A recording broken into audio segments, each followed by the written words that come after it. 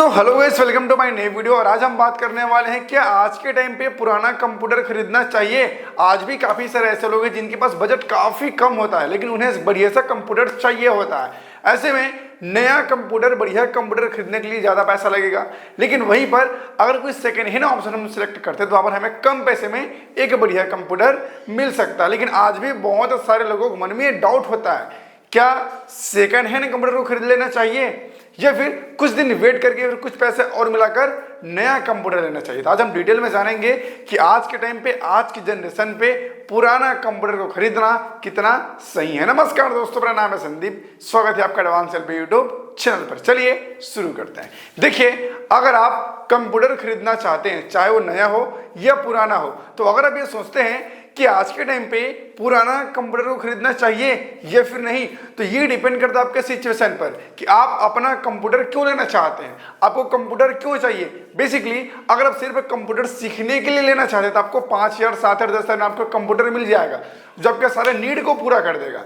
लेकिन अगर आप एडिटिंग करना चाहते हैं, गेमिंग करना चाहते हैं, जिसके लिए आपको एक पावरफुल पीसी चाहिए, पावरफुल कंप्यूटर चाहिए, जिसके लिए आपको तगड़ा पैसा भी देना होगा। और अगर आप गेमिंग करना चाहते हैं, एडिटिंग करना चाहते हैं, लेकिन आपका बजट काफी कम है, तो ऐसे केस में आप एक नया कंप्यूटर नहीं ले सकते, क्योंकि नया कंप्यूटर के लिए आपको ज्यादा पैसा लगेगा। तो ऐसे सीन में आप एक सेकेंड हैंड कंप्यूटर को प्रेफर कर सकते हैं, क्योंकि आपको बढ़िया कंप्यूटर चाहिए लेकिन बजट कम है। तो यहां पर आप रिन्यूड पीसी या फिर रिफर्बिश्ड पीसी ले सकते हैं, या फिर कोई ऐसा लोकल दुकान पे मार्केट में कोई सेकेंड हैंड बढ़िया कंडीशन में मिलता है तो उसे भी आप बाई कर सकते हैं। मैं लास्ट टाइम में आपको बताऊंगा कि पुराना कंप्यूटर लेने टाइम किन बातों का ध्यान रखना चाहिए, ठीक है। तो देखो, आज के टाइम पे पुराना कंप्यूटर लेना कोई गलत नहीं है, लेकिन यहाँ पर डिपेंड करता है कि आपका सिचुएशन कैसी है। अगर आपको कम पैसे में बढ़िया कंप्यूटर चाहिए तब आप सेकेंड हैंड की ओर जा सकते हैं, क्योंकि देखो, अगर आपका बजट मान लीजिए 10,000 है, ठीक है, अब 10,000 में आप नया कंप्यूटर बाई करोगे, खरीदोगे, तो आपको कम से कम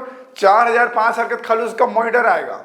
फिर आप उसे मदरबोर्ड लगाओगे, प्रोसेसर लगाओगे, रैम लगाओगे, ग्राफिक लगाओगे, हार्ड डिस्क लगाओगे, कैबिनेट लोगे, फैन लगाओगे, क्या ही बचेगा।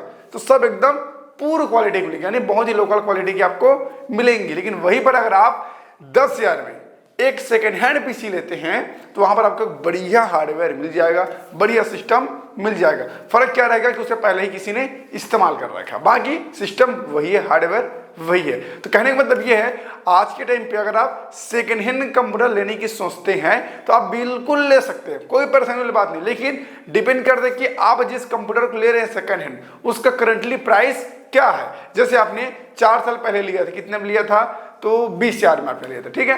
अब आज के टाइम पे उस पीसी का प्राइस क्या है। अगर आज के टाइम पे उस पीसी का प्राइस मात्र 25,000 है तो आप 5,000 और मिला लीजिए और नया पीसी बाई कर लीजिए, खरीद लीजिए। लेकिन अगर जो पीसी आप 4 साल पहले 20,000 में लिए थे, उस पीसी का प्राइस आज के टाइम पे 40,000 है या फिर जस्ट डबल हो गया प्राइस, तो ऐसे कैसे आप उसे आधे रेट में बाई कर लीजिए, कोई दिक्कत वाली बात नहीं है। मतलब कहने का सीधा सा मतलब यह है कि जो भी आप कंप्यूटर खरीद रहे हो उसकी करंट वैल्यू क्या है, आज के दिन उसकी प्राइस क्या है, और अगर ज्यादा का अंतर नहीं है तो आप नया ही पीसी बाई कीजिए, सेकंड हैंड को स्किप कर दीजिए। अब हम बात करते हैं पुराने कंप्यूटर को खरीदते टाइम किन बातों का ध्यान रखना चाहिए। सबसे पहले उसका मॉनिटर, जिसमें आप पूरा कंप्यूटर को देखेंगे, सीन करेंगे, व्यू रहेगा आपका। तो मॉनिटर में स्क्रैचेस नहीं होने चाहिए, डिस्प्ले ब्लिंक नहीं करना चाहिए, डिस्प्ले से कोई आवाज नहीं आनी चाहिए। डिस्प्ले में देखना बहुत बार ऐसा होता है, जब हम उसे चालू करते हैं तो पर सी कर आवाज आती रहती है, बहुत अजीब टाइप की एक आवाज आती है, जो ये दर्शाता है कि आपका मॉनिटर बहुत ही जल्द खराब होने वाला है। या फिर कहीं की डिस्प्ले पे लाइन आ जाती है, तो लाइन आ गया मतलब बहुत ही जल्द डिस्प्ले उड़ जाएगा, खत्म हो जाएगा। तो इन बातों को सबसे पहले आपको ध्यान देनी है कि आपका जो मॉनिटर है वो बिल्कुल क्लीन होना चाहिए, कोई उसमें दाग धब्बा, लाइन, स्क्रैचेस वगैरह नहीं होने चाहिए। सेकेंड चीज कि आप जो सीपीयू ले रहे हैं उसके सामने जो आपको सीपीयू मिलेगा, ठीक है, सेंट्रल प्रोसेसिंग यूनिट, उसमें आप देख लीजिए कि उसमें प्रोसेसर कौन सा लगा है, कौन से जनरेशन का है, और उस प्रोसेसर की आज के टाइम पे क्या वैल्यू है, क्या उसके परफॉर्मेंस है। क्योंकि अगर आप बढ़िया समझ के उसे ले लेंगे लेकिन आज के टाइम पर सॉफ्टवेयर उसमें चलेगा ही नहीं, तो फिर क्या मतलब का। इसलिए उसके प्रोसेसर पर जरूर फोकस करना। इसके अलावा आप ये भी देखना कि जो सीपीयू है इसमें किसी भी प्रकार का कोई अनैतिक आवाज नहीं आनी चाहिए, क्योंकि बहुत बार सीपीयू के हार्ड डिस्क से आवाज आता है, उसके फैन से आवाज आता है, तो ये सब भी एक प्रॉब्लम का संकेत होता है। तो आप इन चीजों को जरूर से ध्यान दीजिएगा। बाकी ओवरऑल अगर देखें तो पुराना कंप्यूटर भी लेना कोई गलत नहीं है, बस वो रिपेयर ना रहे, कोई दिक्कत पसंद उसमें ना रहे। जब आप कुछ आधे घंटे बैठकर चलाएंगे तो आपको समझ आ जाएगा कि पीसी में क्या कुछ दिक्कतें हैं। और अगर आप इन चीजों को ध्यान देते हैं तो फिर आपको कभी भी पुराने कंप्यूटर लेने के बाद धोखा नहीं मिलने वाला। आई होप सो कि वीडियो आपको पसंद आया होगा। अगर आपके मन में अभी भी कोई सवाल है, कोई डाउट है तो आप मुझे नीचे कमेंट कर सकते हैं। फिलहाल वीडियो को यहीं पर नहीं करते हैं, फिर मिलते हैं नए वीडियो और नए टॉपिक के साथ। तब तक के लिए जय हिंद।